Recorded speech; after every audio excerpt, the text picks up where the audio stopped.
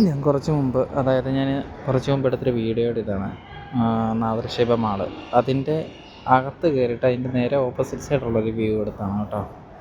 നോക്കിയാൽ ഇവിടുത്തെ എന്താ പറയുക, അതിൻ്റെ ഗ്രൗണ്ട്, അണ്ടർഗ്രൗണ്ട് ഒരു ചെയ്തേക്കുന്ന ഒരു ഗാർഡൻസ് ഏരിയ, സിറ്റിംഗ് ഏരിയ ഒക്കെ എത്ര മനോഹരമായിട്ടാണ്. ഇവിടുന്ന് കാണുമ്പോൾ തന്നെ ഒരു നല്ലൊരു ഭംഗിയുണ്ട്. ഇത് കാണുമ്പോൾ കുറച്ചുകൂടെ ലെങ്ത് ഉണ്ട്, പക്ഷേ ഈ ഒരു ഏരിയ ഇട്ടേക്ക് നല്ലൊരു വ്യൂവിന് വേണ്ടി തന്നെ പിള്ളേർക്ക് കളിക്കാനുള്ളത്, അതേപോലെ തന്നെ ബാക്കിയുള്ളവർക്ക് ഇരിക്കാനുള്ളത്, ഒരു വൈകുന്നേരങ്ങളിൽ വന്നിരിക്കാനും ചിലവഴിക്കാനൊക്കെ പറ്റിയൊരു ഏരിയ ആണ് കേട്ടോ. ഇതേപോലെ തന്നെയാണ് അപ്പുറത്തെ സൈഡും ഉള്ളത്.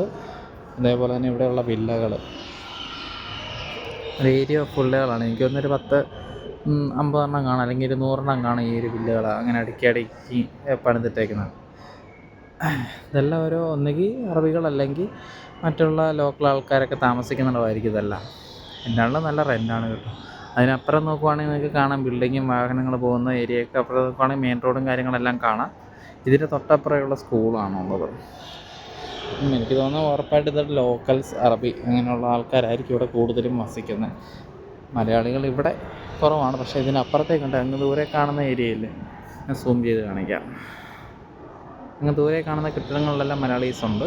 പക്ഷേ ഇതിൻ്റെ അപ്പുറം ഇപ്പുറമൊക്കെയുള്ള വില്ലകളും, പിന്നെ ഇതിൻ്റെ അപ്പുറത്തെ സൈഡ് റൈറ്റ് ആൻഡ് ലെഫ്റ്റ് ഒക്കെയുള്ള വില്ലകളൊക്കെ, കുറേ വില്ലകൾ സിംഗിളായിട്ടുള്ള വില്ലകളുണ്ട്. അതൊക്കെ ഇവിടുത്തെ അറബികളുടെ അല്ലെങ്കിൽ ലോക്കൽസിൻ്റെ അല്ലെങ്കിൽ ഇവിടുത്തെ